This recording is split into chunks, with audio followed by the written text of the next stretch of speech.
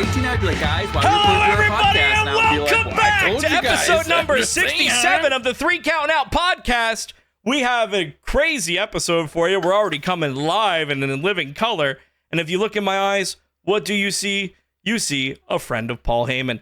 I'm not CM Punk. My name is Era V1. This week, I am joined, as always, by Jackal, Mike, and FGK. We got a lot to talk about. We got WrestleMania 41 live from Paradise, Nevada in Allegiant Stadium. Big weekend. Yeah, it's gonna be. There's a lot of wrestling this weekend. That's one of my favorite things about WrestleMania weekend is we just get a whole lot of it. They call me the lackluster golfer. You know what else was lackluster? That Monday Night Raw. Hi, I'm FGK. I am a luchador dating website that often gets confused for a strong lesbian women dating site. Mask for Mask. Hi, I'm Jackal. I've heard of that about you. Well, that's I was wondering where you were going with that We're not one. going to get better than that. I am not proud of how long I've had to cook that one up. That one's about 3 or 4 days in the tank trying to brew to figure out how to get that one to work. How can I make this work? Maybe leave it in the tank a little bit longer. Maybe. We'll try again next week. It's WrestleMania week, folks. Yeah, baby. In just like an hour. A couple hours. 5 hour. Well, you didn't let me finish. In just like an hour, the 5 hour long pre-show is going to start. Fuck that. Honestly. Oh, yeah, I thought it was. How is there a I thought it was like a 3-hour that long pre-show. with no matches? It's so... A lot of yapping? It's gonna be that stupid so panel. long. Yeah, With- it's going to be a with- lot of Tony Hinchcliffe. I'm calling it now. They're going to pull out every fucking comedian ever. Oh With- god, if I gotta see Bert Kirschenschleicher and Bert and Tony. What's his last name? I don't know. What? If you can say Hinchcliffe. that. I don't know. If I swear to Jesus, if I have to see them, I'm gonna be so pissed. I would like to throw another name into that list. I don't want to see 3 hours of fugly-ass Hobbit-looking Sam Roberts either. All pass, dog. Dude looks like he should be hiking to Middle-earth, not talking about Rhea Ripley and CM Punk, God. man. Damn, all right. So- I just turned it off when Sam Roberts comes on. That's a choice. You know, I think I need to start following that advice. I don't know if it might just be me, and maybe it's because the last 2 WrestleManias have been touted as being so massive and so important. This one kind of feels like they just took a step back and went like, "Here's a WrestleMania." I mean, I don't think the matches themselves are lackluster. Oh, I Some love of this them years are. matches. Like, I'm not Some of crazy them about are all good, of them, Some of them but I'm I just don't. like, I don't Yeah. care. I think this is one of the better WrestleMania cards that we've seen. Not in a while because we've had some good ones in the past few years, but overall, I mean, you know, this is definitely going to be one of the better WrestleManias, I think, just looking at it right now. I need to ask me at the very end of the podcast after we've gone through all That's the fair. matches because I That's want fair. to see if I agree. I think one thing that not a lot of people take into account is that as much as we didn't like it, I say we, I mainly am talking about Fire Guy Kev, as much as we didn't enjoy the lengthy title reign that Roman Reigns had last year, hell, you could also add in the lengthy title reigns of Gunther and Rhea, and Rollins was technically like a world record holder for the World Heavyweight title belt. That build last year with all of those stakes on the line, in my opinion, kind of made 40 feel a lot more important than I guess technically it was. But also, at the same time, one of us was actually there, so of course it was going to be more important for someone more than other people. Yeah. One thing... I just wanted to say, as somebody who was there last year, I'm not as excited for this year's WrestleMania, but it's pretty close. Like, I legitimately think that, like, last year they were trying to make WrestleMania like, oh, it's the beginning of a new era and all that bullshit, mostly because Vince McMahon was finally gone. I think this year is the year where we actually get to see, like, fully Triple H in the driver's seat WrestleMania. That's what I'm excited about. I'm ready for it. I'm ready, and I want it, and I know there have been plenty of other WrestleManias that Triple H has been to before we get into any talk. Oh, a lot. About Yeah, he's the been to a current lot of going them. on. Last week, Ari, you were not here for it. We not. were discussing WWE's top 50 WrestleMania matches of all time. I think listening back to it, my favorite moment of it all was hearing Mike literally explode that Ric Flair's retirement match was ranked lower than a nothing Bianca versus Becky at WrestleMania 38 for a nothing title.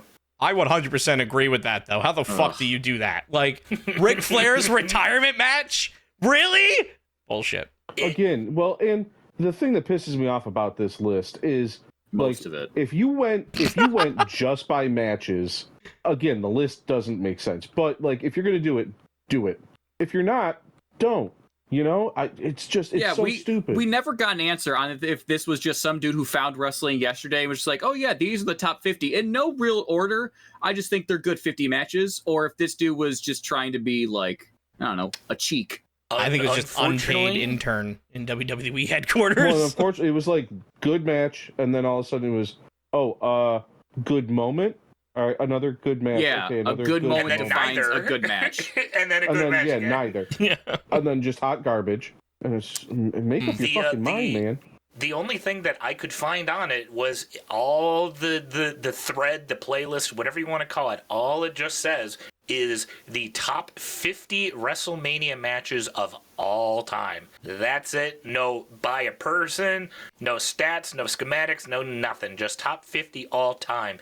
And last week, we were only able to look at 50 through 11 because number 11 was the Bret Hart-Owen Hart match from WrestleMania 10. So the top 10 is now revealed outside of number 1. I have 10 through 2 here, gentlemen. I'm just going to rip the Band-Aid off if you're ready.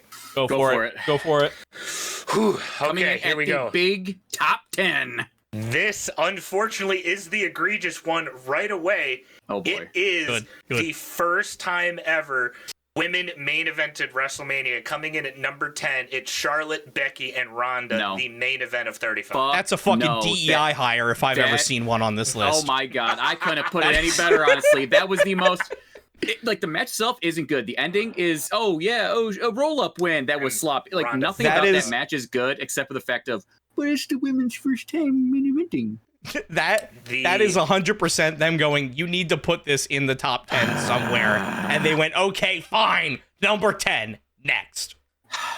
Coming in at number 9, it is the Ultimate Warrior versus Macho Man in the retirement match from, I believe, WrestleMania 7?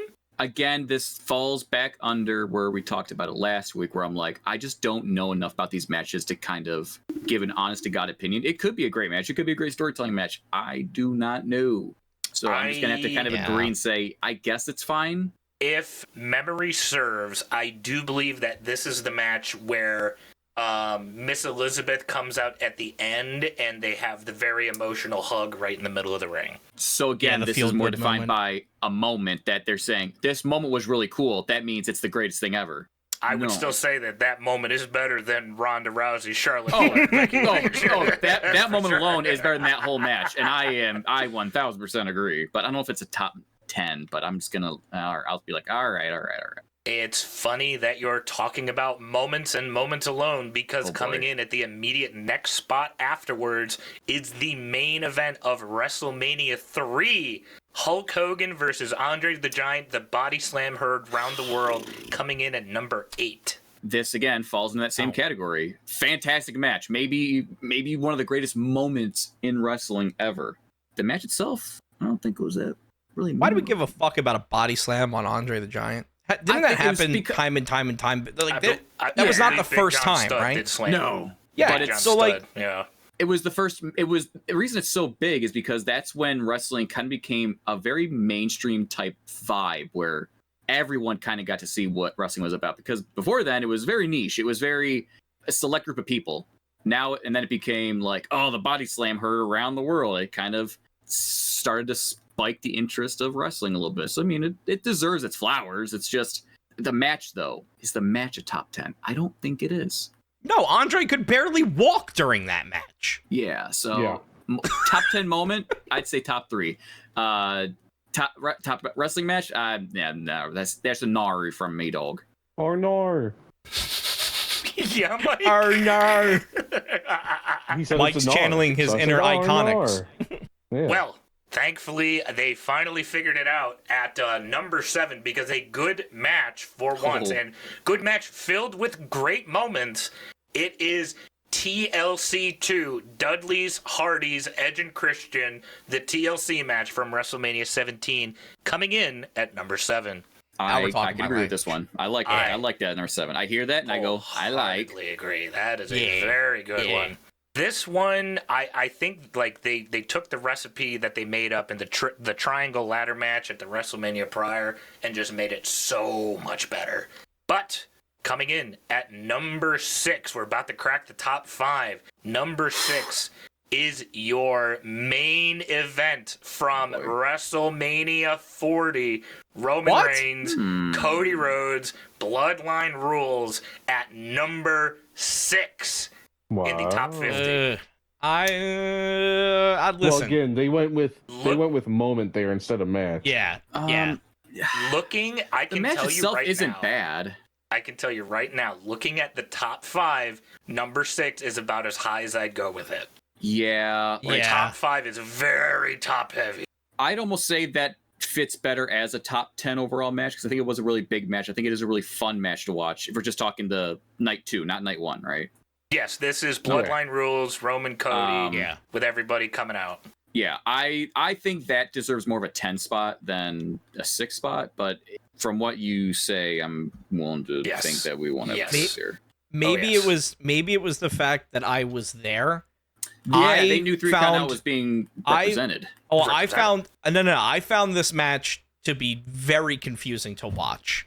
In the stadium, in the stadium, it was near impossible to track what was going on because you have to realize they were going all up and down Lincoln Financial Field, the length of a full football field. It was very hard to keep track of. That's true. And that being said, I think the match was good. I think a lot of people are still looking back at this fondly because it's only been a year, because it was the end of Roman's reign, because there were so many people involved, because you had The Undertaker, because you had John Cena. I think this match is definitely in the top 10. Yes, I'd probably put it around like 8 or 9. Okay, so kind of rearranging in the top 10 a bit. It's not very egregiously overrated, just not that high. Just being in the stadium, like I could not fucking follow. Like one of the main things that I didn't even know happened in the match until I got back to the hotel was Seth Rollins running in as the Shield. Everybody in the stadium thought that they had just hit the Shield music. Nobody saw Seth Rollins run in. Nobody. Yeah. Like there were so many people there that like after the music was done, people were looking around going, "Where's Dean? Where's Dean?" And nobody had realized that Seth Rollins had been fucking laid out in the middle of the ring. Nobody had realized. We did that at home as well. When that music hit, we were all like, could you imagine? But could you imagine though? We were like, it could be really cool. But that's what I mean. It was kind of confusing where it's like shit's happening. You're like, wait, what's happening here? Who's coming in? Where? I mean, even the camera operators are like, where the fuck is Seth Rollins coming from? Oh shit, he's in the ring. Fuck, go to hard cam. He's in the ring already. Like, top 5 overall. Oh boy. In your defense, it was a very blink and you miss it moment. Even at home. Yeah, it was quick. It was very quick. It was very quick. The number 5 slot. We are now cracking the top 5, gentlemen. The number 5 match was not a quick one. This is the top 5, which will harbor a quick guess, rapid fire, top of your head. Give me. I'm gonna go one of Rock Austin is probably top 5. In this is top 5. I mean. In fact, FGK, you are correct. It is Rock Austin from WrestleMania 17. That's a good one. Number 5. Okay. That's a really good spot for number 5. That one is like the most. Yes, I agree. 5's a good spot for that one. Mike, you've been quiet a lot. Anything you want to say, my friend? I'm just letting him go. No. Okay. I like it. Fair. You like? Just letting him ramble. The number 4 spot. This one, I don't know about 4, however, I could see the argument. It is very much in the top 10. This is if depending on the person you talk to, this is harbored as one of the greatest wrestling matches of all time. Oh boy. It is Macho Man versus Ricky Steamboat for the IC title back at WrestleMania 3, coming in at number 4. I guess I've heard the same thing. Actual wrestling-wise, I could see it at 4. I guess. I have heard the same sentiments from people. Yeah. But again, this falls into the whole I don't know if I'm a good judge. Yeah, I don't know if I'm a good judge of character for this one. Yeah, I couldn't tell you anything about that match. But Gentlemen, we are down to the final 3 matches. Number 1 is still private, which will be revealed tomorrow as of the day we are recording the podcast. Number 3 is one of my personal favorite wrestling matches of all time. It is The Rock versus Hollywood Hogan from WrestleMania 18 coming in at number 3. I'm going to do a quick flip-flop. I would put this at 5 and Rock Austin at 3. Ooh. It's up there. It's a good match. Like, I mean, it's one of those ones where they did like the freaking flip mid-match and, you know, on the fly. Thoughts on Hogan before he went psychotic. It is a good match. Well, and again, this is one of those ones where it's moment. This is one of those moments we never really got again. You had one of the biggest names of a generation against one of the biggest names of the current generation. So it's almost like it's a once-in-a-lifetime moment. Huh. Where have I heard that before? Nah, no matter. Twice in a lifetime, actually. Best not think about. Not egregious, but not where I would have put it. There is still 1 match left. Number 2, depending on who you ask, this one definitely does fit. Very similar to number 4. It is Bret Hart versus Stone Cold, the no disqualification submission match. That is the double turn. Stone Cold passing out in his own blood, coming in at number 2. That would be my number 1.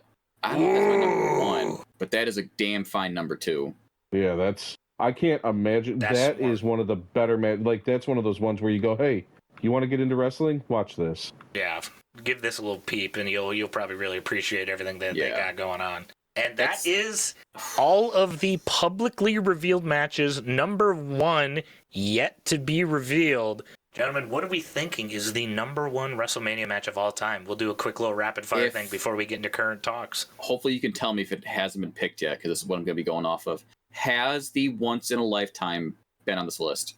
Once in a Lifetime was like 48. It was okay. Way early. I could see this asshole writing that like that's the best one. So yeah. Okay.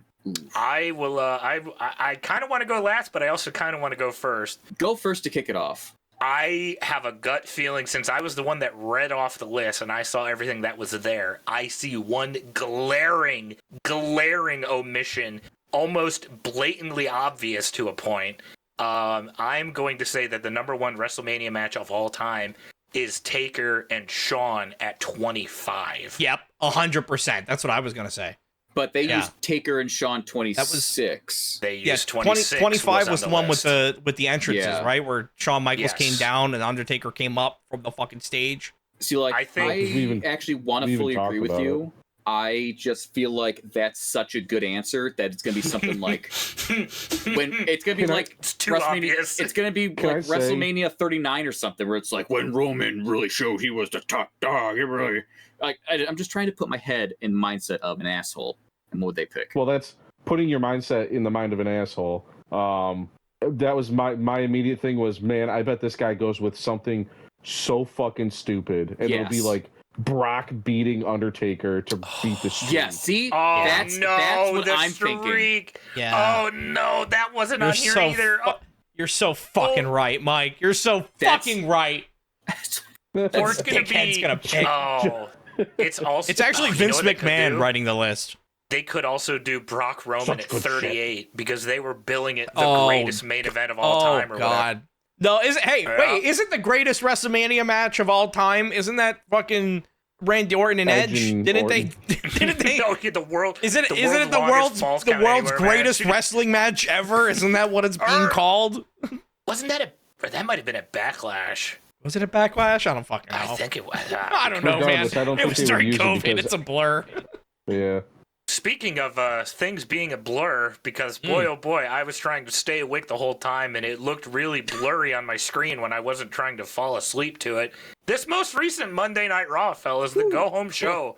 Not great. Yeah, wow, that was a go-home show. That was the lamest go-home show, I think, ever, honestly. Guys. Very safe, very safe. We read it wrong. It was the go-to-bed show.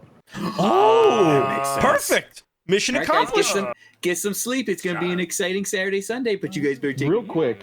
I did go to bed early last night. We're talking about this show. Does it bug anybody else that the person that's been hyping up the AJ Logan Paul match the most has been fucking Karrion Kross. Yeah. Well, he needs to do something. Even more is that this could be AJ's last WrestleMania, and it's against fucking Logan Paul. At least he has a match.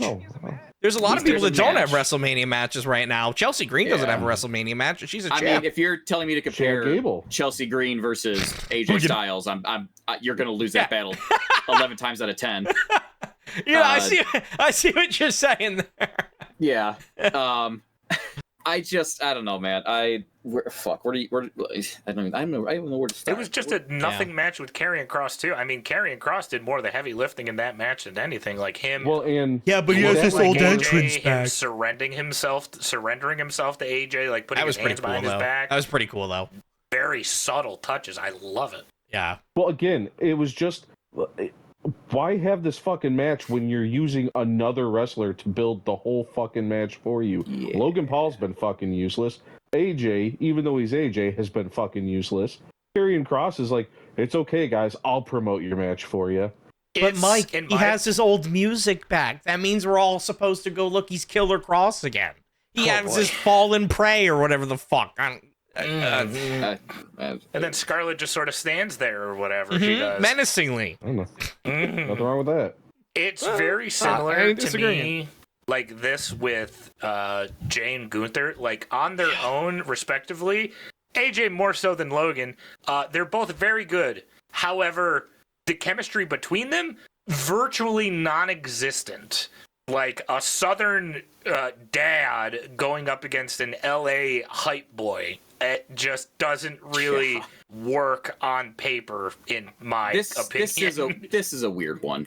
It's odd. The match was okay. Karrion added some nice elements, and then Logan comes out and attacks AJ at the end of the match again. And I was just as excited for this one before Raw started, and after it finished, I'm still the same amount of excited, which is not very. Yeah.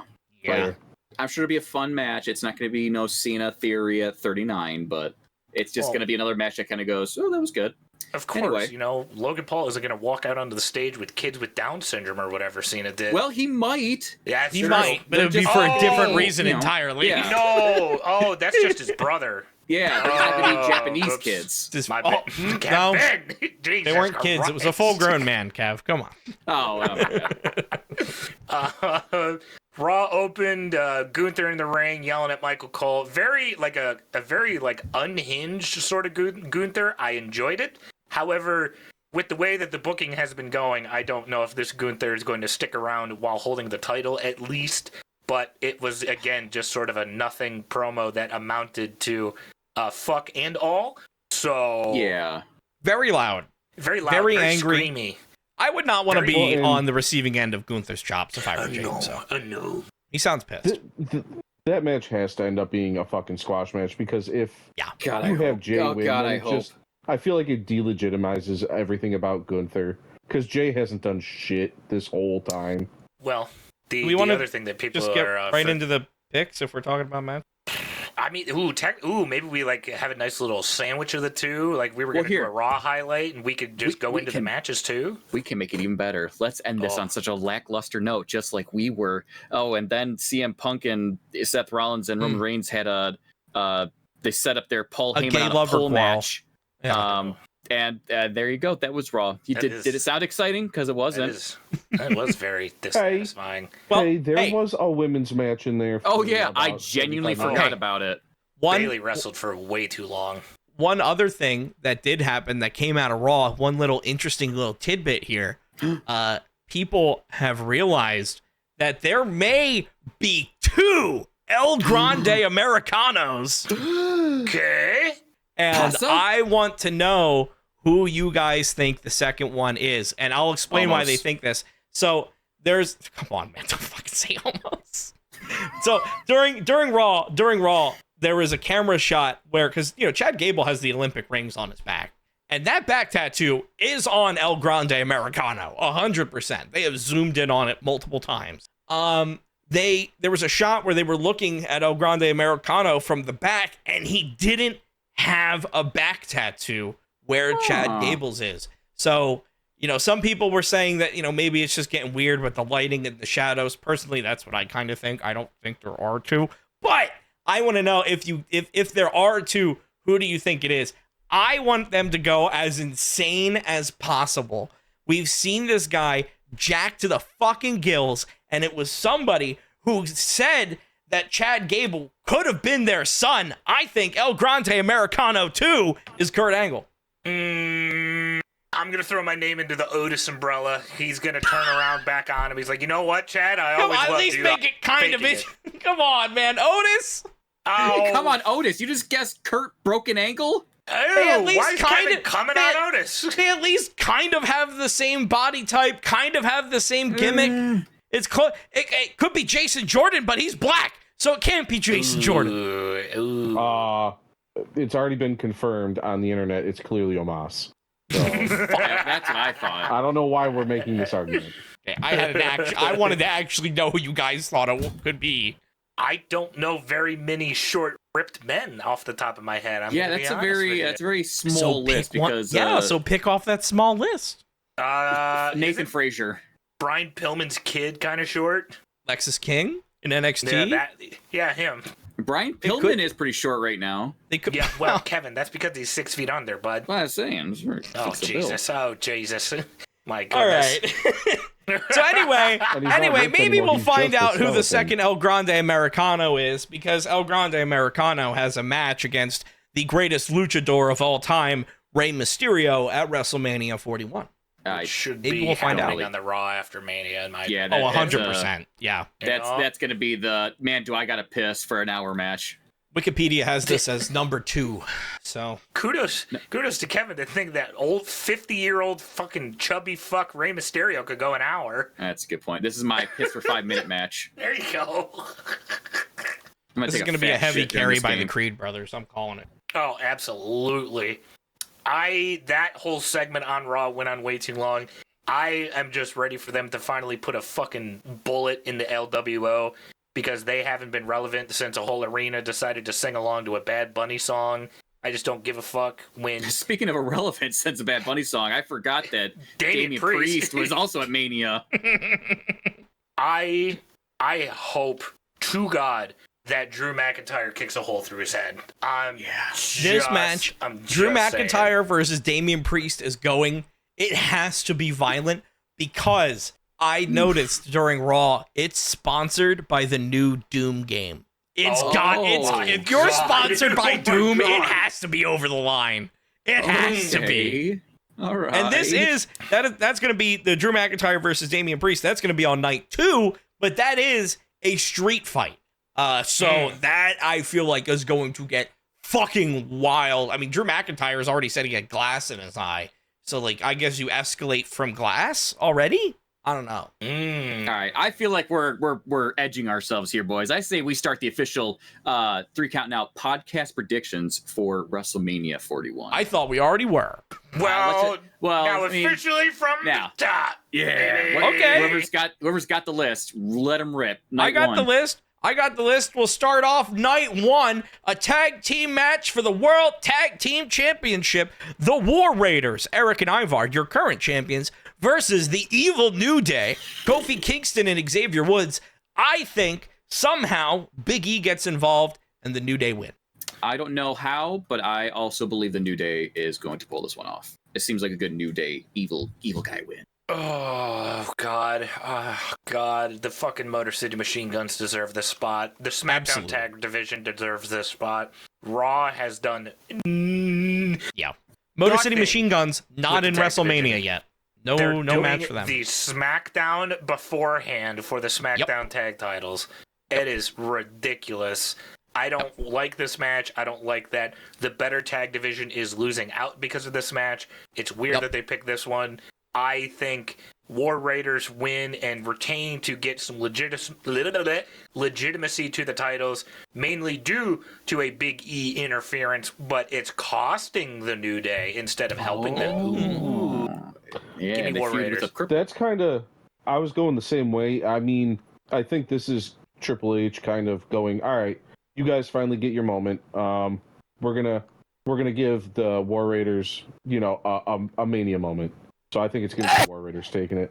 I think that pickup just made Fire Guy Kev fucking explode. Yeah, you wanna say that again? I'm sorry, I went deaf. My ear, I feel like a flashbang just went off. Oh my god! Mike made the pick of pestilence and explosions, and it fucking killed Kevin. Oh my god! I can't believe I murdered Fire Guy Kev. Oh no! Oh my god! I was on the podcast and everything. Oh Jesus! Oh my god! How will we ever be able to watch this match now? He's exploded. Oh no! Bits and pieces everywhere. Again, I think it's just gonna be. I think it's gonna be the Viking Raiders taking the win.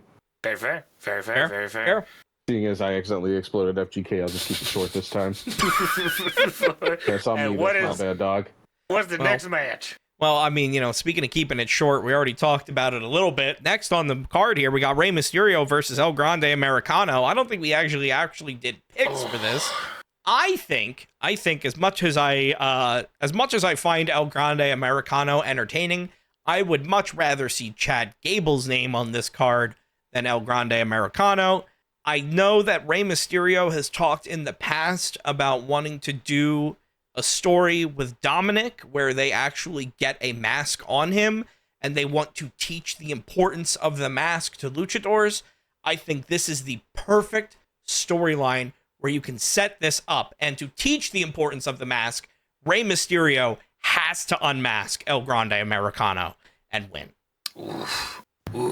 Is this an unmasking match or is this just a regular match? No, this is just a regular singles match. I'm just saying, for story-wise, that moment just has to, because so El Grande Americano a couple weeks ago unmasked Dragon Lee on Raw during a regular match. Pulled the mask down, used it to kind of get the win. Dragon Lee was covering his face, 1, 2, 3. You never actually saw Dragon Lee's face or anything like that. It was obviously planned, but I feel like that was kind of setting it in motion of he's going to get his mask ripped off during the match. A little bit of, we've literally seen Rey Mysterio do an eye for an eye story before. So I think this is a mask for a mask. I think that will happen, just not. I feel like Grande Americano, whatever. You could just call him Chad Gable. It's fine. Starbucks name is.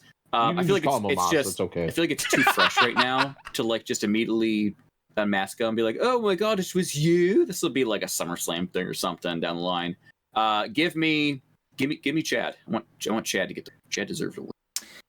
Rey Mysterio is closer to 100 than he is to 20 right now, so I'm going to say that Grandpa does not need a WrestleMania dub. I would like to give it to the hot, fresh, spry, young newcomer, El Cappuccino, El Venti Americano, no ice, no foam. That'll be 24.56. At the next window. Yeah. Pull up the window 1. Yep.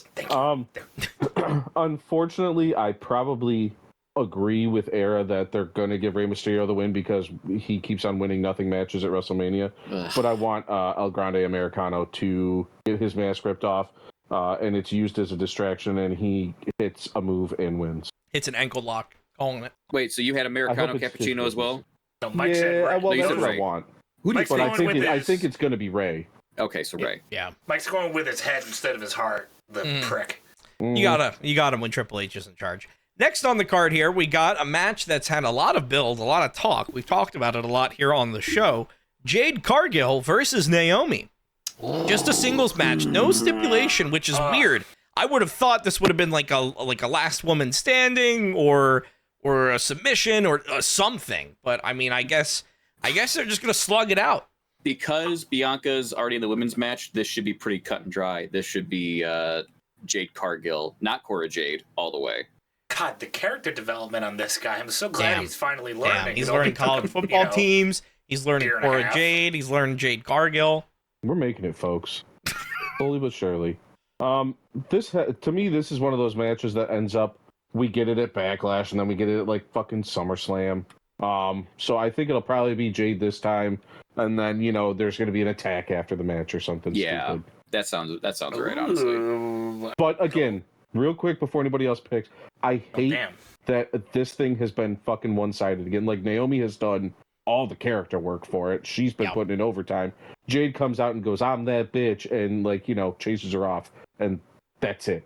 Well, Mike, that's because Jade's never been good on the microphone. Even her whole time in AEW, she had a mouthpiece for her. Am I wrong? Yeah. She had a mouthpiece, and then she would just kiss women, and that was her. Yeah. That's not a joke. Attention. I think the story has more legs out of it if Naomi wins. I've been saying it ever since Elimination Chamber that Bianca's shit was way too quick, way too over the top, way too soon. This story is not done. It is not as cut and dry as people think it's going to be. I think Jade got her moment last year, so I think we get more out of this. We suck it dry for all it's worth. Give Naomi the win. Maybe Jade standing tall afterwards. Naomi steals one, and then Jade pummels the piss out of her. Okay. You just really want to hear her theme music at the end, don't you? I mean, it's good music. I'm going to have to go the opposite of all of you guys, though. I think this is going to be a short match. I think this is going to be Jade Cargill pump kicking Naomi in the face, 1, 2, 3. I think this is going to be quick as fuck. There's going to be nothing that happens afterwards, and then we're all going to be left here going, what? Why? And then by the time they finish spelling out Naomi's music, she'll finally regain consciousness, and then she'll have a match at Backlash where she'll probably... You did it. Oh God. Okay.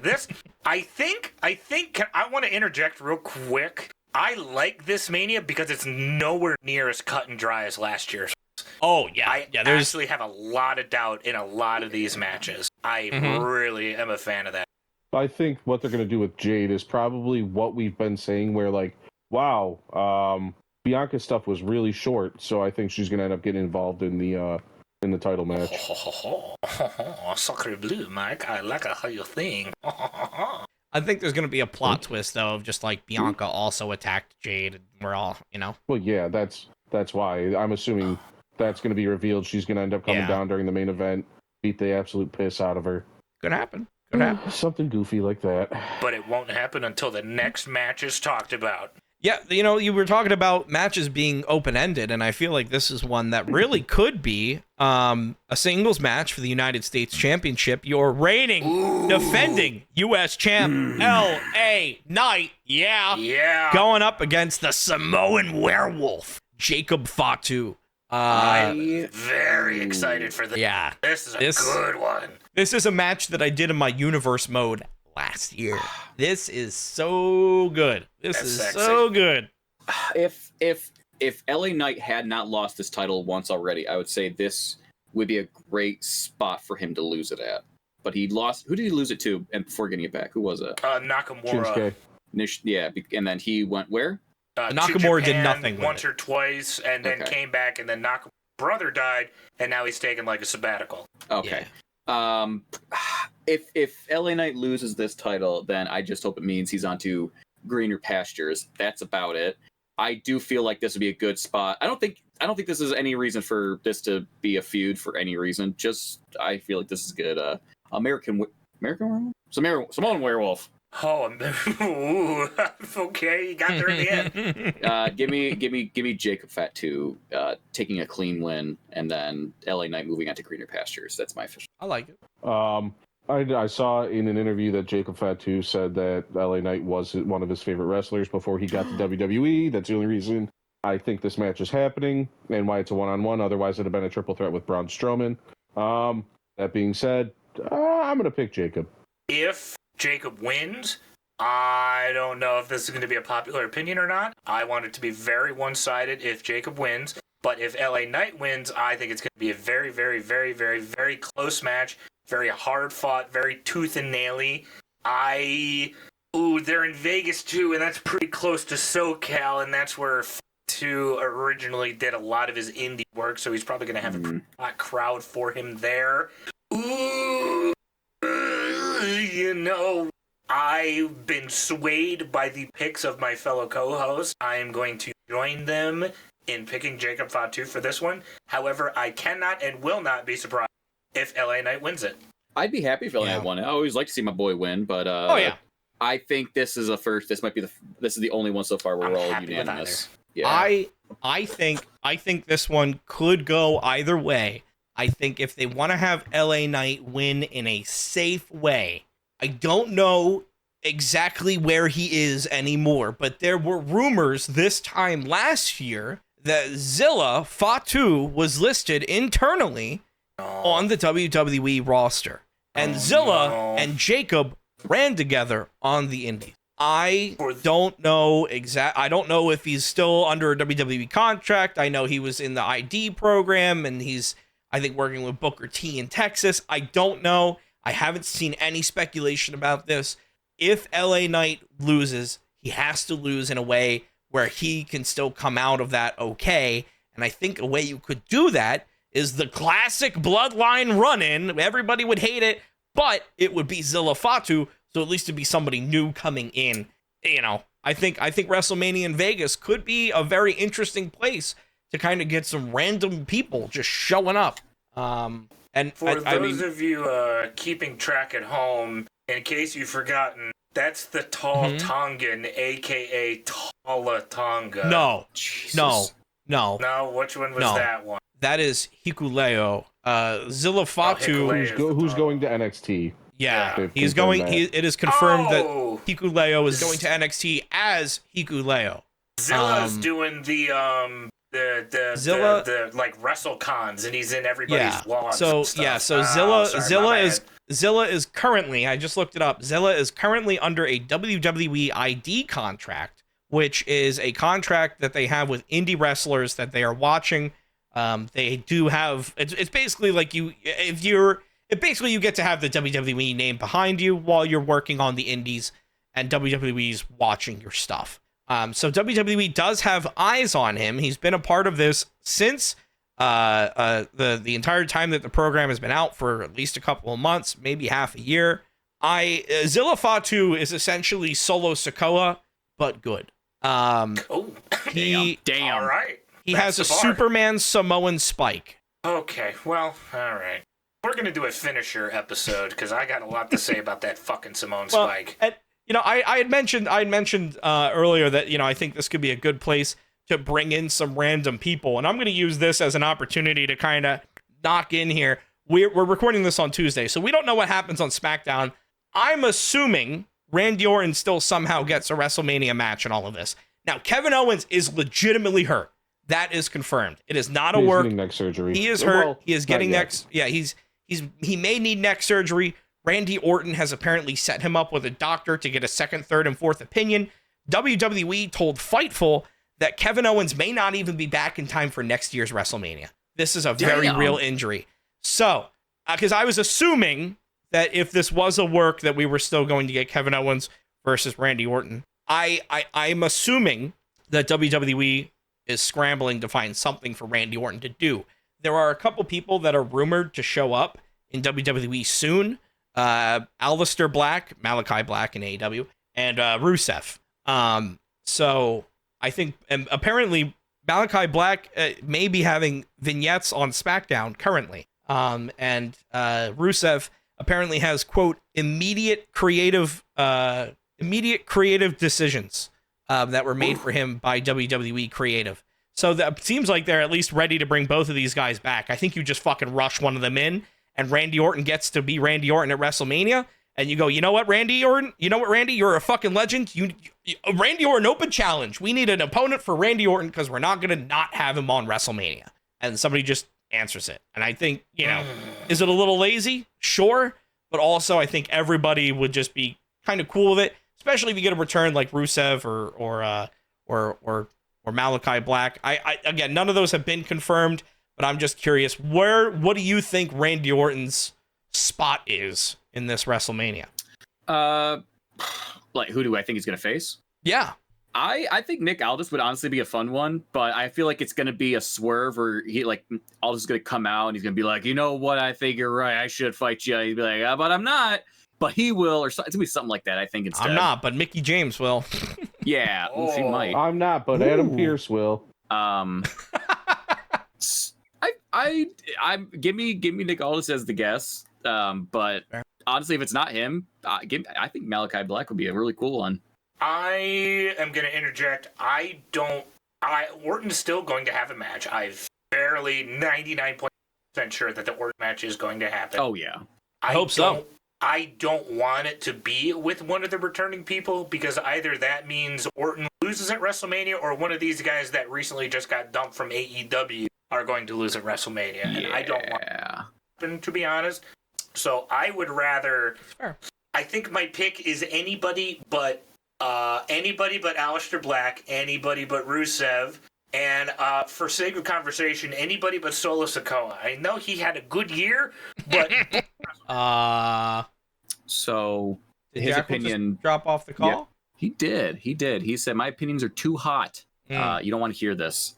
Oh, there we go. He's back. Are so hot, he's back. That is Welcome back. That is what I get for talking negative about Solo Sikoa. Apparently, my bad, dog. I love the fact that you put on shoes now. Careful, Kev's got him on payroll. Fuck you.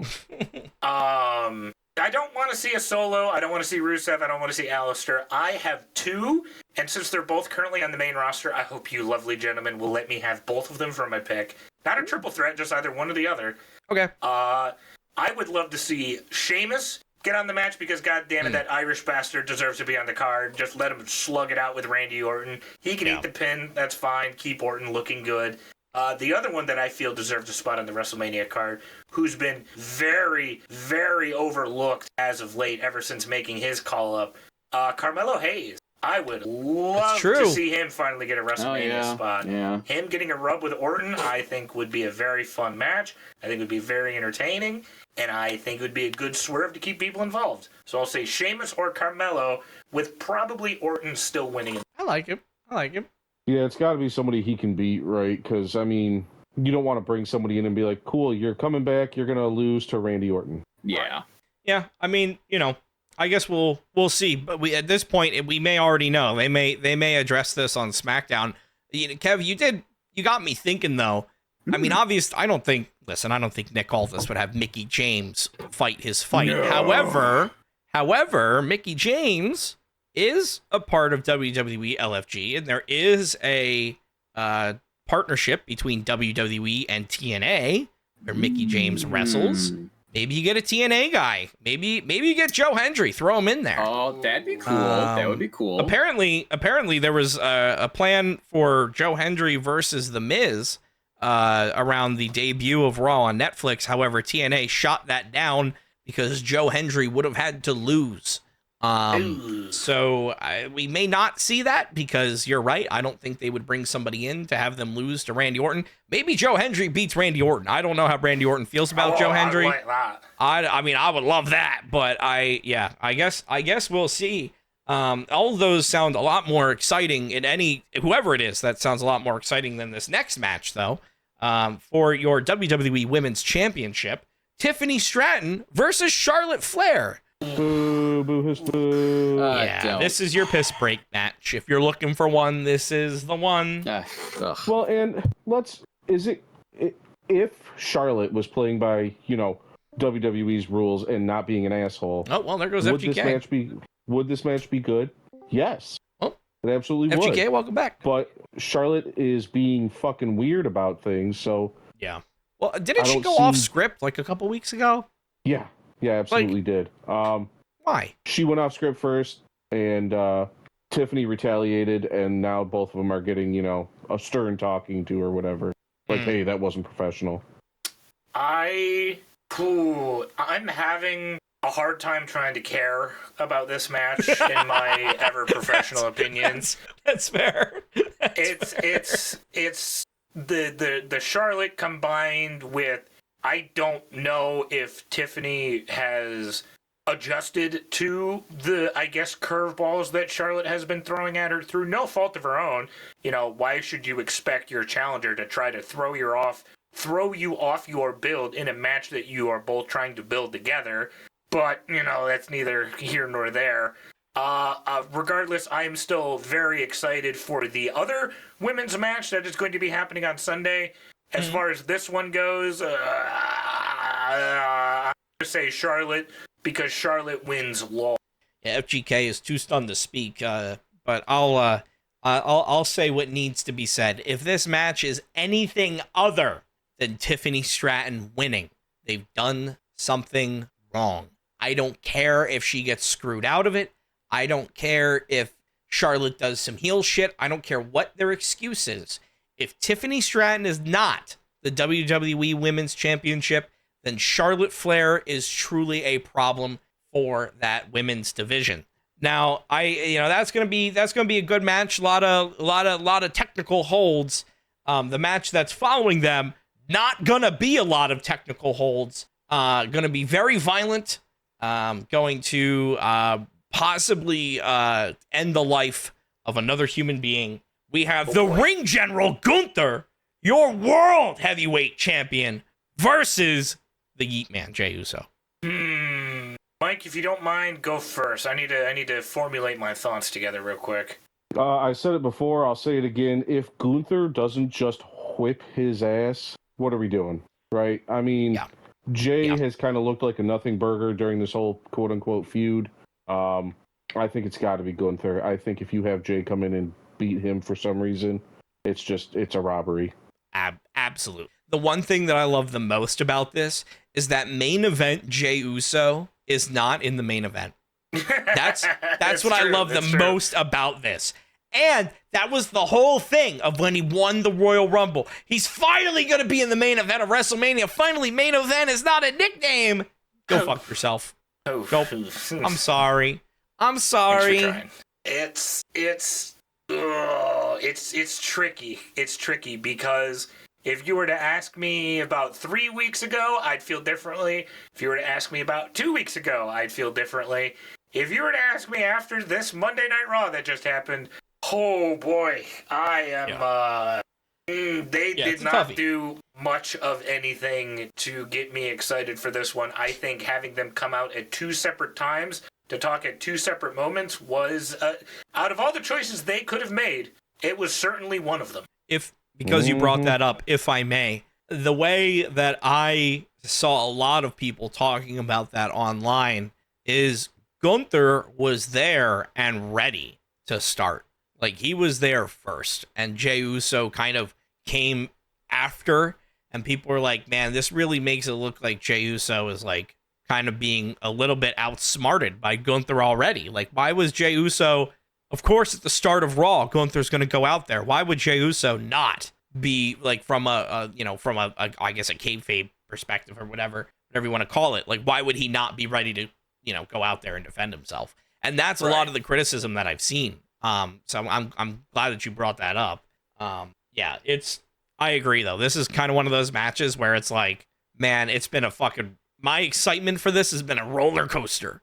I think as soon as Jey Uso top dolled, I think at that point I was good. Your hype topped off, you could say. Yeah.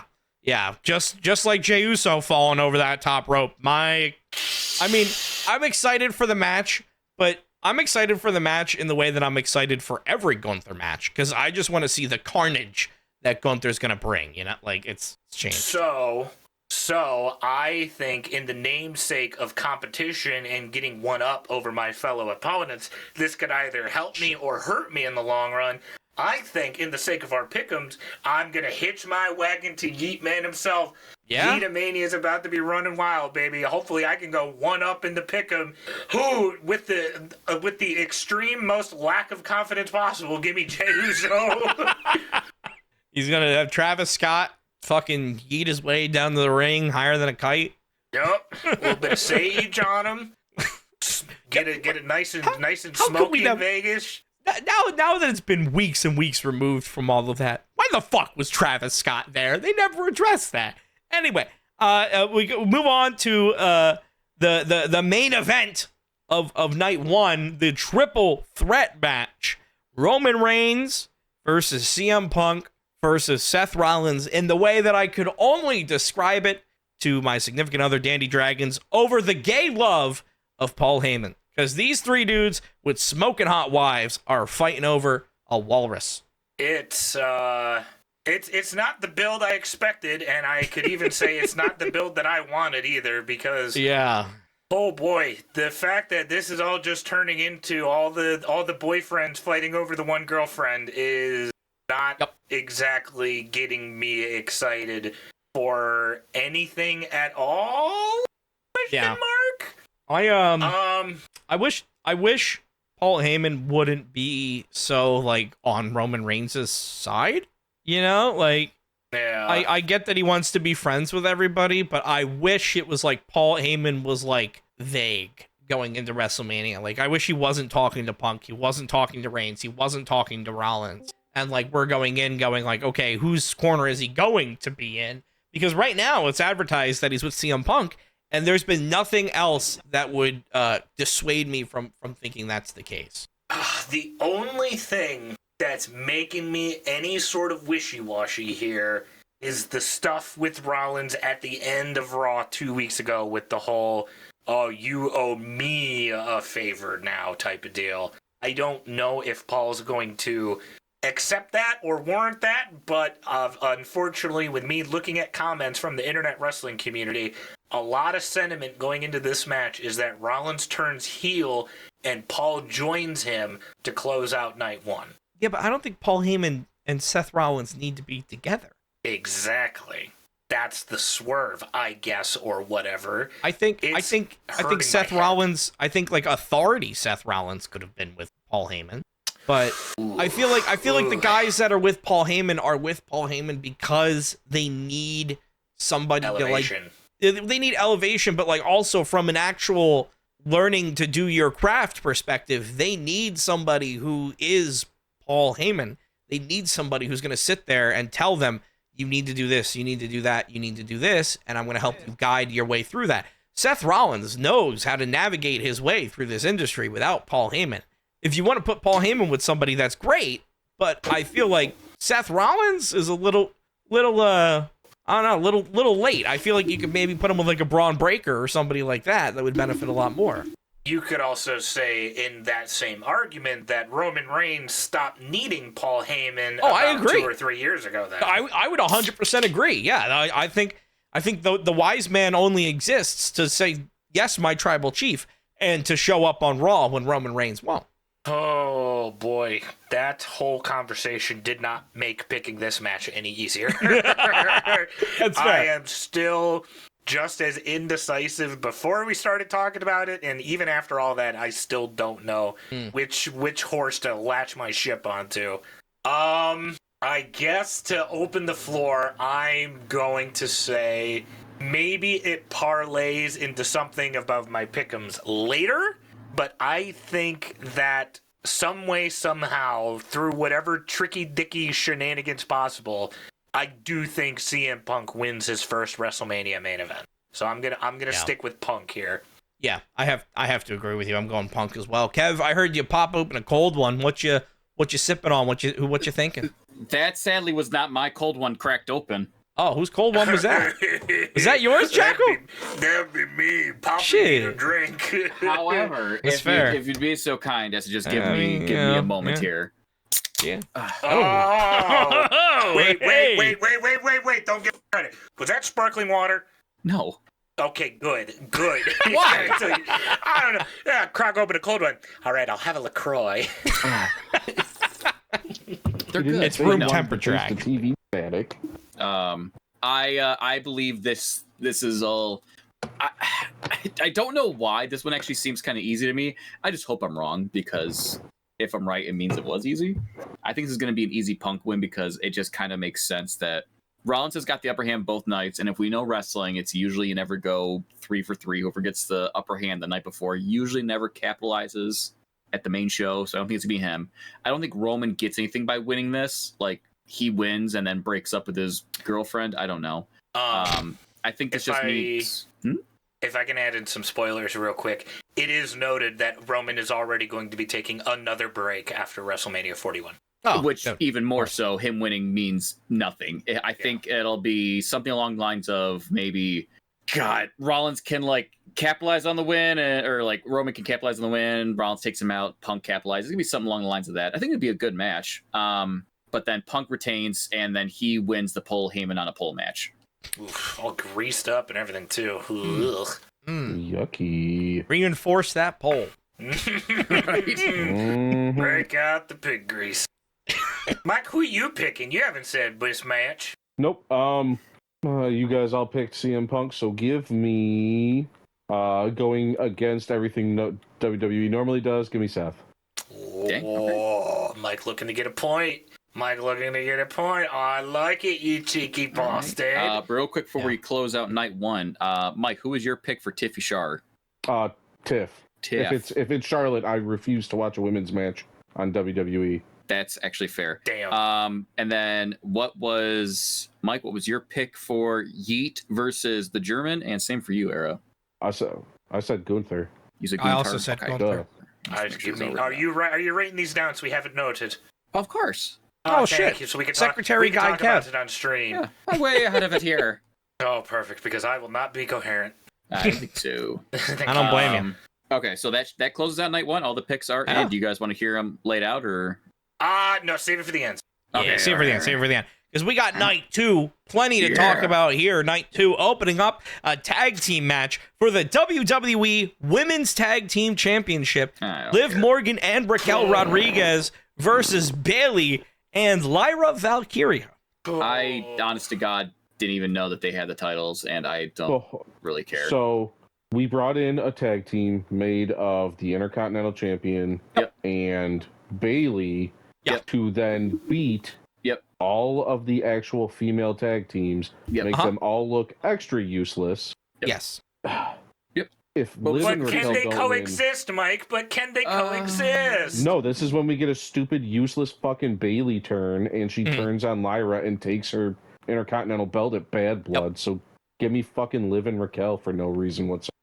Honestly, like I can't say it any better than Mike. Give me that for the exact same reason of I couldn't care less. Yeah, it's gonna be Liv and Raquel.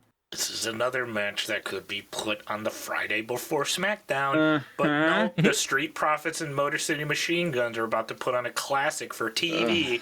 Yet we have Liv, Raquel, Bayley, and the Women's Intercontinental Champion in a nothing tag team match, just purely for the sake of getting more women's wrestlers on the card. I like all of them individually. However, this match is fucking absurd, and I'm tired of pretending that it's not. Liv and Raquel are going to retain since they only just got those tag titles after Elimination Chamber. It's very fresh. Bayley and Lyra is a stupid tag team. Liv and Raquel move on. Remember when they introduced the Women's Intercontinental Championship and the United States Championship? And I sat here and I said, guys, give them time. They can book this. It'll be set by Mania. Remember when I said that like a month ago? I take it back. They have no fucking clue what to do with this. The fact that Chelsea Green isn't even on the WrestleMania card, and out of the two between Lyra and Chelsea Green, I feel like Chelsea Green has the more entertaining gimmick right now. The fact that she's not even on the card, and then you take Lyra Valkyria, who can put on an amazing 5-star match, and you take Bayley, who could put on an amazing 5-star match, and you put them up against Liv Morgan and Raquel Rodriguez, who are obviously going to come out on top because the Judgment Day is having their whole story of they're starting to win again. So, like, it's just a waste of that other... I'm not against it being a tag team match. I'm not against that. I'm against the tag team that the champions are going against. I feel like Lyra Valkyria and Bayley is thrown together, and Mike's right. It is obviously just there to set them up for an Intercontinental Championship match, which will be great. Just give us that. Just give us that. Would be great. Would be the women's IC title on the card. Yeah, no, that's what I'm saying. That's what I'm saying. Like, just pick another tag team and like just do Bayley versus Lyra Valkyria for the women's Intercontinental Tag Team Champ. Like, people are gonna love it. I don't know. Sounds like we're all in agreement there. Next is a match that I know FGK is going to be watching very intently. For the good of WWE and a whole palette of Prime, AJ Styles versus Logan Paul. Nothing on the line, just fighting it out, I guess. I'm sure it'll be a very fun match. Yes, Logan Paul can wrestle. I'm sure he'll do a flip and a do and a flippy do. But this better be AJ all the way. Like, there's AJ Styles better. Basically, I want to see a live murder on TV. Yeah. The match, or the spot that I see in this match, unfortunately has already been done. I see the fucking Ricochet Logan Paul spot where they jumped and met in the middle. I see that, but 2 phenomenal forearms. Unfortunately, that has already been done at a Royal Rumble, but I can guarantee you they will pull it out again. and Michael Cole will go, "Oh my God, did you see that?" And that's gonna be the match. I think I just watched it. Oh, see, I had something stupider in mind. Oh no! Stupider. What's your AJ Logan Paul goes for a spot? phenomenal forearm. He misses, and then when he misses, Logan Paul does Hangman's clothesline and hits it. Oh, a little buckshot. Yep. And when that happens, I blow my brains out live on stream. With buckshot.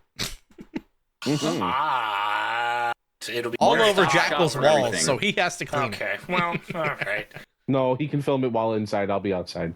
Oh, all over my porch. I could just paint it red. It'll be perfect.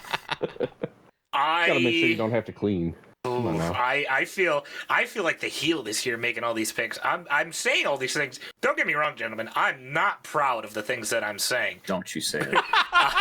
Because I said it last year, and that's the reason why I won, and that's the reason why this title is still sitting in my glass cabinet right now in my room. Because Logan Paul picked up the win after paying WWE his big old paycheck to get that Prime logo smack dab in the middle of the ring. You know what? I think Karrion Kross's involvement with this makes it weird. It makes it odd. I think Karrion Kross plays a factor in this because Karrion Kross is an actual wrestler and not a fucking part-time YouTube influencer. I think Logan Paul picks up this one to set up the feud being AJ and Karrion Kross at Backlash in St. Louis to settle the beef once and for all or whatever. But I think Logan Paul does unfortunately take this one, much to the chagrin of everybody else. I'm unhappy because I think you're right. I'm hoping that does happen. However, I'm hoping AJ wins first, and then Karrion Kross comes out and goes, "Oh my God, way to go!" and then kicks him in the nuts. Oh, a lot of dick kick with this one. I could definitely. I hope it's not due to the match or anything. Yeah, I could definitely see the Karrion Kross run in.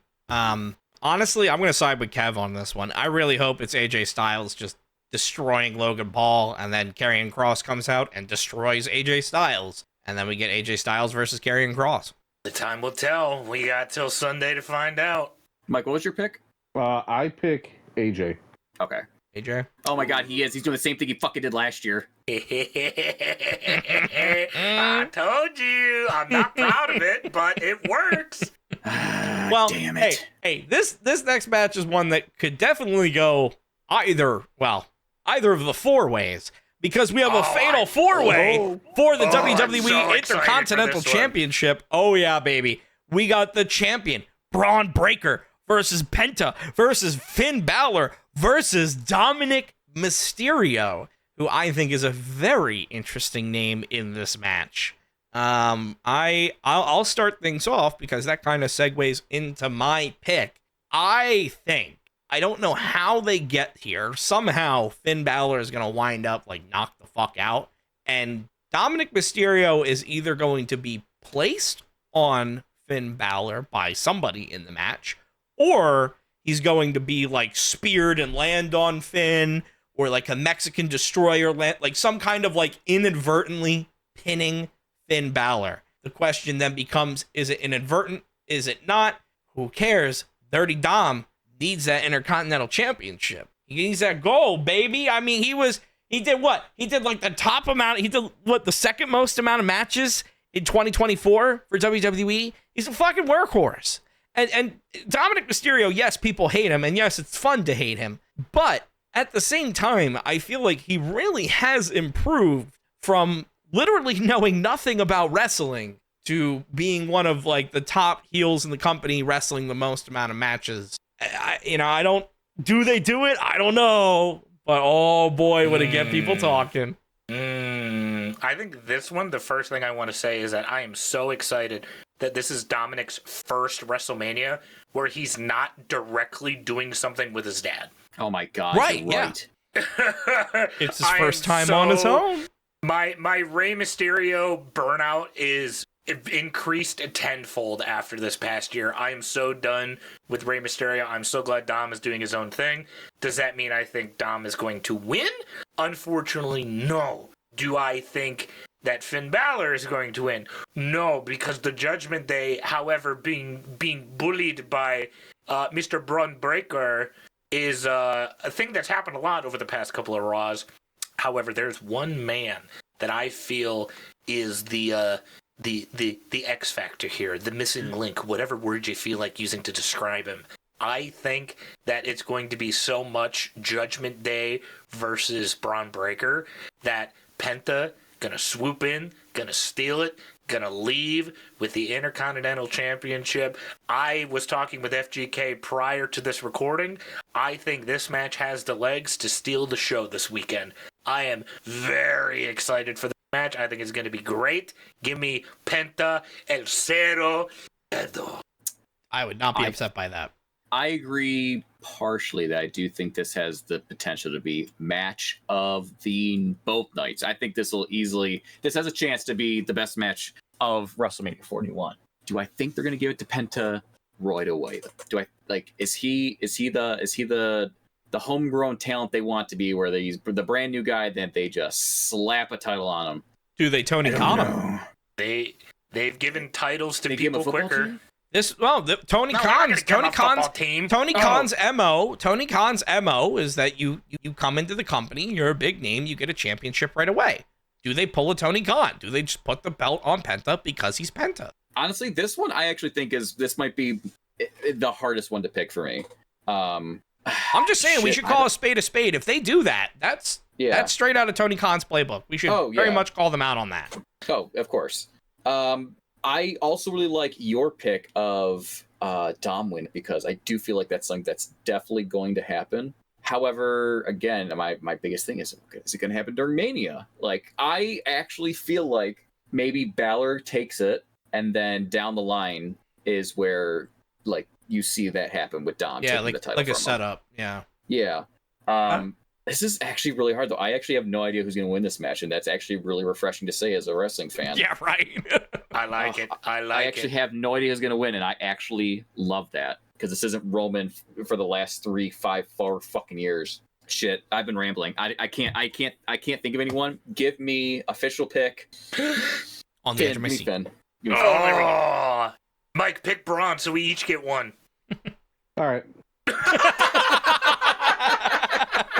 All right. Okay. All right, yeah. Hey, I mean, listen, Braun Breaker's a good pick. I was gonna say fucking and pick Dom, because I do think he deserves a title again. And it'd be funny because I know eventually they're gonna lead to Finn versus Dom. Yeah. So that'd be a good match to have. But for the sake of everything being even, fuck it, give me Braun then.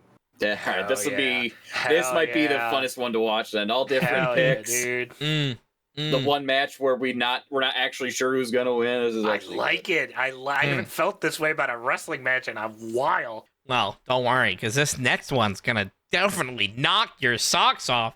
Because I know we're all so excited for the Sin City Street Fight, Damian Priest versus Drew McIntyre.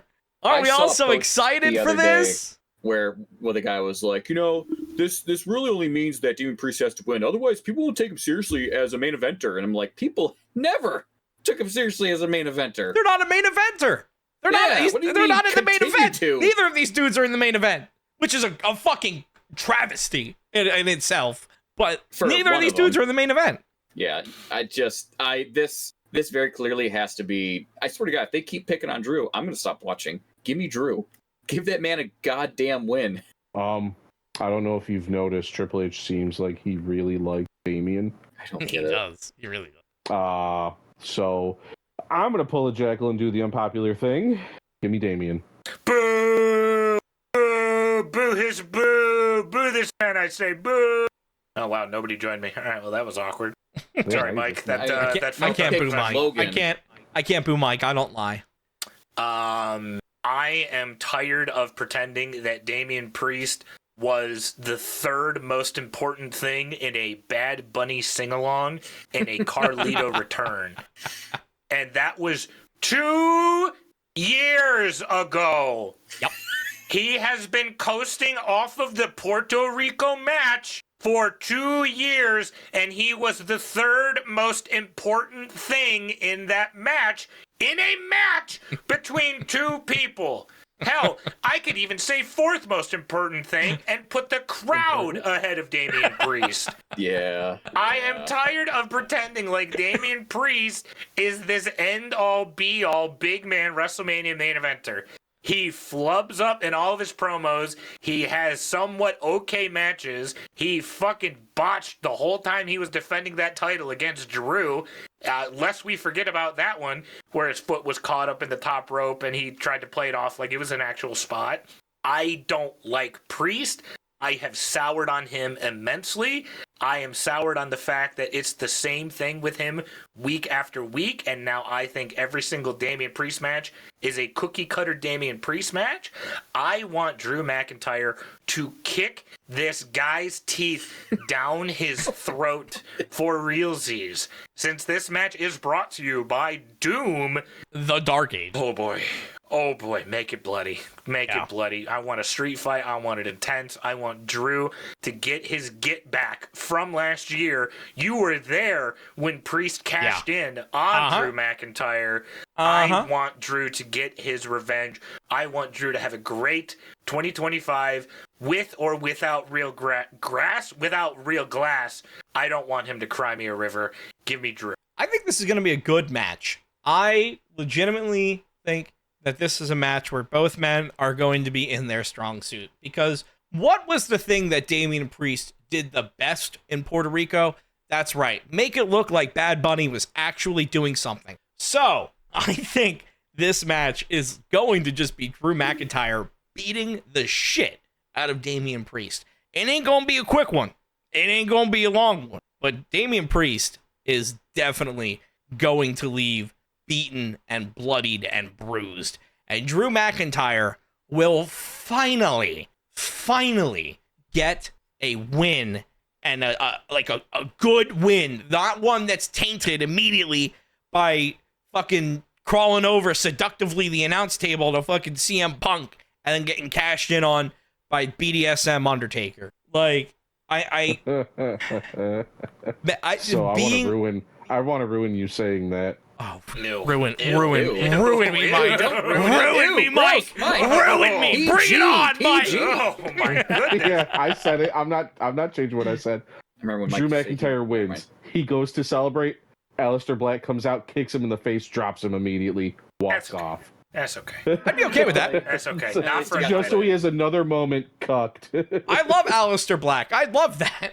Drew McIntyre and Aleister Black, kick versus kick. That'd be great. Yeah. And then, oh, go ahead. I don't mind it. No, I don't mind it. It's not for a title. I don't mind it. Yeah. Yeah, it's not for a title. It's a street fight. They're going to beat the shit out of each other. Although it is followed by a triple threat match for the Women's World Championship.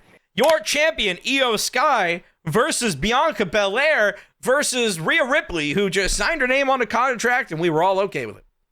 That's basically what happened there. Yeah, because it's Rhea Ripley. Yeah.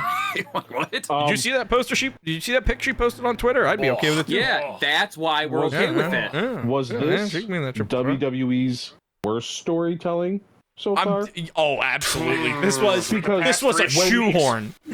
When Io first won and they started everything, I was like, oh, okay, it's a triple threat match now. And then for 4 weeks, they were like, nuh-uh. Not a triple threat match. Yeah. You can't just sign your name on a contract. And then, triple threat match. You can't just sign your name on a contract. Pitch, guys. You can't sign your name on the contract, but we'll honor it, I guess, and give you a triple threat. Yeah. It's fucking dumb. It just came at the cost of Adam Pearce having a blood hemorrhage each week on Raw, so... Yeah. That's fair. Yeah, I can't... he needs to take a fucking vacation. Somebody needs to check on Adam Pearce. He's fucking high-strung. Ooh, after the draft, new Raw GM, question mark? Oh, no, I just meant, go sit on a beach or something. I like Adam Pearce. It's just, he's about to fucking... on a beach or he's gonna have a stroke, dude. I guess I'll go first here, because I've been thinking about this one a bunch, because this one had a lot of promise at one point. I think that the match here that everybody is going to get, whether they like it or not, is going to be Rhea Bianca. And if they build it right, that could be the main event of 42. If they build it right. because that's why I think they didn't do it this year, is because they didn't have enough time to build it. So, with that being said, I think with my picks from the Jade match, with my idea that I had a little bit earlier, I am going to go Io here with how much she's been overlooked in this feud, with how weird she's looked in this feud. I think that Rhea and Bianca are going to be too wrapped up in each other a lot. I think that Io's going to get overlooked yet again. I think somehow Jade gets involved. Give me Io in a very messy win to give us another good bit of a lengthy title reign from Io Sky. Also, man, she is caked up. Sorry, I had to add that in there. Yeah, that's the alcohol talking. My bad. I had Papa Jekyll's had one or two. Yeah, I mean, I think the fact that Rhea Ripley has been shoehorned into this match should tell you all about who they want to win, right? Like, it very much could have just been Bianca versus Io, and they could have left it at that, and they probably would have had a good match. Honestly, I mean, like, that's a very good pairing when you think about the two of them stylistically and the stories that they could tell with with Bianca being a former champion.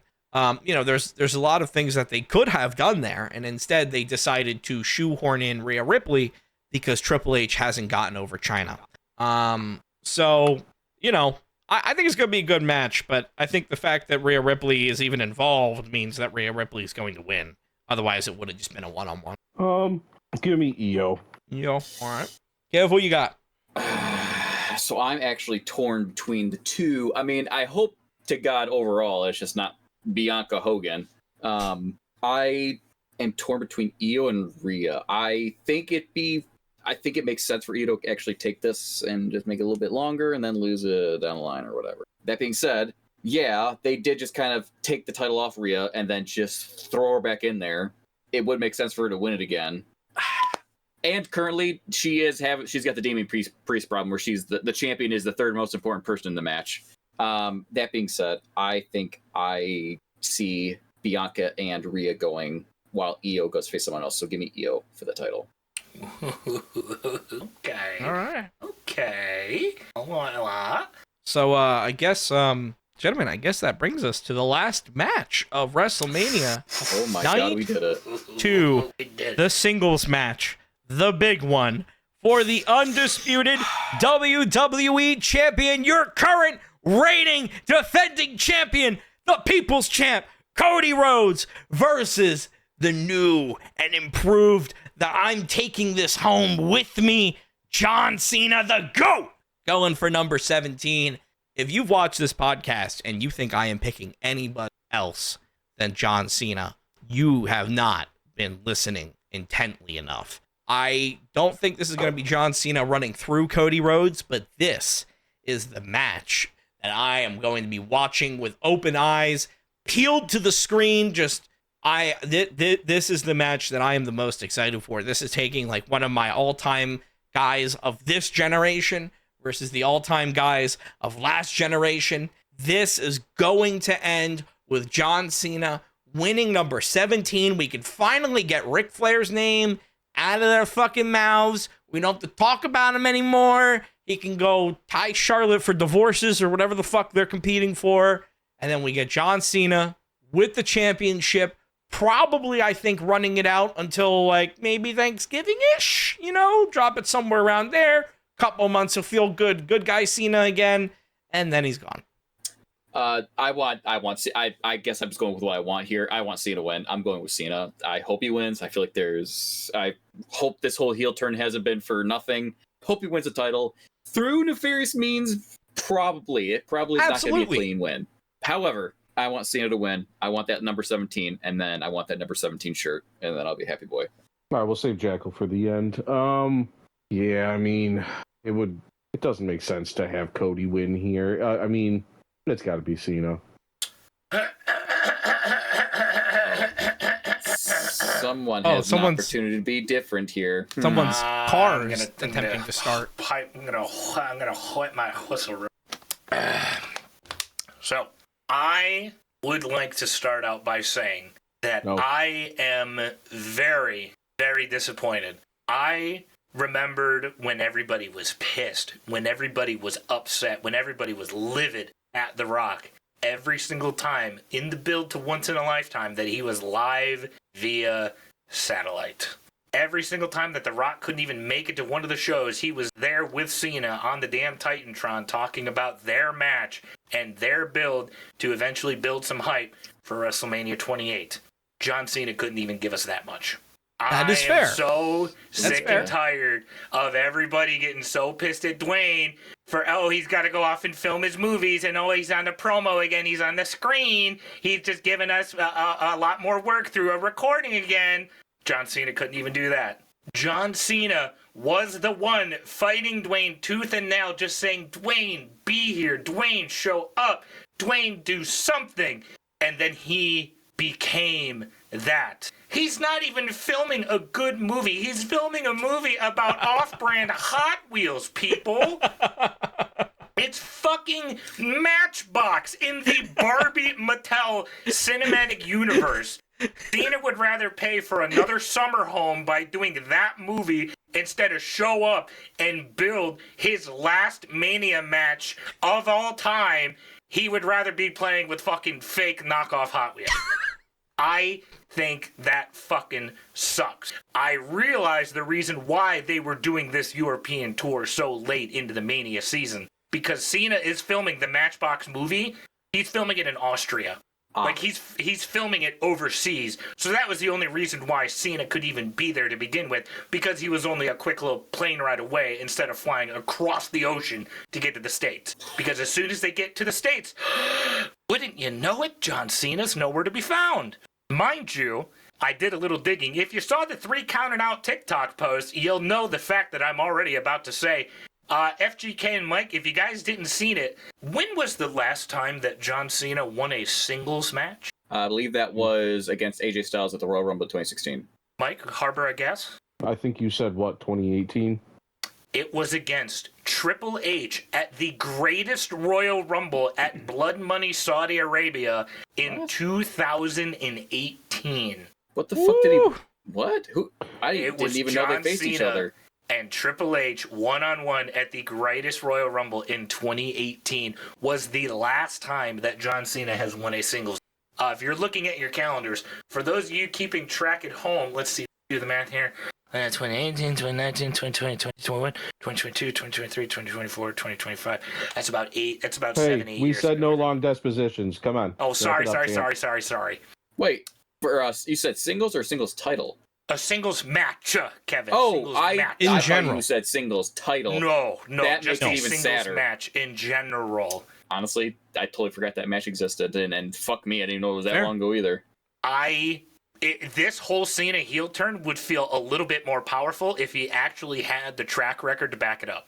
I know the words he's been saying has been truthful and digging into Cody, and I like the bars. I also like the bars that Cody was slinging back at him. As far as the match goes, I do have the wherewithal to know that this is John Cena's last year. I do have the wherewithal to know that this is the last time that we're going to get John Cena. I do say that John Cena is going to win the match. However, it's going to be with the other Hollywood boy that hasn't shown his face since Elimination Chamber, since Cody told him to go fuck himself. I think Dwayne shows back up again with little bitch-ass, punk-ass Travis Scott, and they crash the main event. Okay. They ruin it, and they cost Cody Rhodes the title to kick off another year of Cody trying to get his get back, and John Cena wins number 17. So I agree. It's just I think he wins it because of Dwayne, not because of himself. Oh, I 100% agree. 100%. This is not a clean win by any means ever. This is number 17. Cody, I was going to come back exactly with The Rock, so thank you for finishing the smart way. Well, I haven't... I wish I could finish. I can only finish one way. They make pills to help with that. This whole thing has felt empty. You know, I'm glad that they're saving Cena's dates throughout the course of the year, and I think those dates become instantly more important if and when he has a title on him. I also think them bringing back the spinner belt on last SmackDown Yeah. Oh, yeah. For the promo in the ring. Yeah. They showcase all them off. I think that is like a little Easter egg hint of like, hey, this is what Cena's going to be doing here. I think he probably has the spinner belt on him. I think this year is Cena as champ. I am excited to get to the match. I'm excited to see SmackDown because I think they should have been building this the whole entire time. But no, Cena's got to go shoot movies. Yeah. I rest my case. I agree with you. I do think that listen, I've bitched and complained about The Rock cutting promos for hours and hours and hours on end. I think you're right. There does need to be a little bit of like, hey John, what was the plan here? What are your priorities? Because he did say he'd be back full time, and he hasn't been. But he also said only like 34, 35. Yeah, I mean, he said it from the start. I mean, like when he first said that, we were, well, at least I was on here saying I didn't think that he was going to get a championship run at all because he had such a limited amount of dates. And I think they maybe upped it from like 30 to 40 or something like that. But I mean, it's really still like, I would assume he's probably after Mania going to be on every week, but I don't know. I would certainly hope so. I know you'd hope so, but it's WWE. I know his appearances right now are this Friday on SmackDown, the final go-home SmackDown before the show, and he is also scheduled to appear on the Raw after Mania. Of course, because he's still in town in Vegas, he doesn't have time to go back to Istanbul to start his thinking flight's about Tuesday Hot Wheels morning. Again. Yeah. Exactly. Yeah. But, hey, man, we'll see. Don't get me wrong. I'm very excited for this match. However, I'm just upset that people are glossing over some of these facts and statements that Cena used to stand for back in the day. Of course, I'm aware that he's a heel now. That's kind of the point, Jackal. There it is. But Good boy. still, I feel like Get that's worked, good, brother. That's a good TikTok clip. People are gonna be pissy over that take. Honestly, because you're 100% right. Yeah. And people aren't gonna like that. No, right. John Cena. I love John Cena. John Cena did nothing wrong. He did no wrong. He no rock. I'm interested to see how these picks work out. I'm just happy we got Cena back because I don't care that he's briefly around. He can't wrestle a full match anymore, right? Oh no, he's back. I think it's better to have him back part-time than not at all. It's bald spot Cena. Oh boy, I'd even say that Cena fucking hasn't been good since 2016. 30. Yeah, 31. Since he lost his I'd say buzz that cut. The U.S. Open Challenge was the last time I was like really on the Cena. Oh yeah. Like, holy No, shit, honestly, this guy's I performing. think his last greatest match, which may be my favorite John Cena match, was the him and AJ at Royal Rumble in 2016. It was a good run. He still had buzz cut Cena. I think Mike's right. Once he grew his hair out and he got that bald spot, it was no longer the Cena of our time. When he started doing that stupid Chinese 1-inch punch or whatever the fuck. Yeah. Oh, The the lightning little fist. His Thunder Punch. Yeah, He the started with thunder punch. Yeah. That's when Cena died. It all went downhill from there. Yeah. Well, again, like you watch him in the ring, you can tell he can't go. So this is going to be a match that, of course, The Rock is going to help because he has to. Also, did that movie ever actually come out? It did not. No. It was finished and then never What movie? released. The him and Jackie Chan Chinese movie. Yeah, they never. They never It was never released.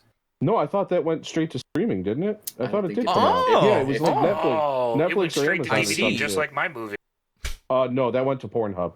Oh. Someone has a copy of it then. I can download it for you. I'll send it to you. If you, like I said though, I'm interested to see how these picks play out, and I think if you're listening to this podcast, you obviously want to know how these picks play out as well. So if you're listening on Spotify, go ahead and hit that follow button. Leave us a little rating. I think we're a nice little 5-star podcast. Leave us a comment below letting us know what you thought of WrestleMania, because at this point, it's probably already happened. If you're on YouTube, go ahead and hit that subscribe button, hit that bell icon so that way you're notified. We post the podcast every Saturday. We have tons of YouTube videos coming out over the next few months. Thanks to Jackal. Thank you, sir. So make sure that you subscribe because you're not going to want to miss anything there. It's going to be tons and tons and tons of fun. Yeah, I guess if you want to find more of me, you can find me over at twitch.tv/EraV1. Find me youtube.com/EraV1 music. You can stream my music on all streaming platforms. And if you give me $5 in public, I'll take it and run. At least he's honest. Mm-hmm. If you think all of my pick'ems were correct, then you have great taste. Which means that you can come to my YouTube channel at youtube.com/FarGuyKev, where I have just as good takes with inconsistent uploads. But if you like me, listen to this, and then go listen to and watch all their stuff because they're better than me. And if you don't like me, I will be scavenging for food outside of your local Whataburger. Oh, that was. Oh, I thought I saw you in the dumpster. I didn't want to bother you though. You look busy. I was foraging. If you're curious, I've been in a constant state of panic for probably the past week and a half. So if you see me live on twitch.tv/JackalJoker or youtube.com/JackalJoker during the WrestleMania reactions, I'll feel a lot more loosey-goosey. I'll tell you all about it next week.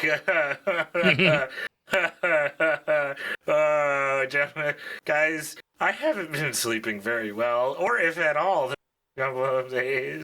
I'm feeling a little... Oh. Ooh. Hey. Ooh, his head hit on the way down. Ooh. Don't wake him. Just somebody lay on top of him. I'll count. Oh, he's bleeding. I don't want my fingerprints on the crime scene, so I'm going to pin him with my foot, and Kev, you can just figure out how you want to count. I'm just going to actually, if you want to put, I'm just going to put my foot over his foot, just because I don't want to touch him. You know what? If you're both pinning him, I'll count. Oh, okay, yeah, double. Thank you. 2, 3. All right, he's down. Okay. We should really get an ambulance. Oh, he's down and out. We should definitely leave. I feel like, hasn't he died before? Didn't he die like a month ago? Oh, maybe. Have we done this bit before?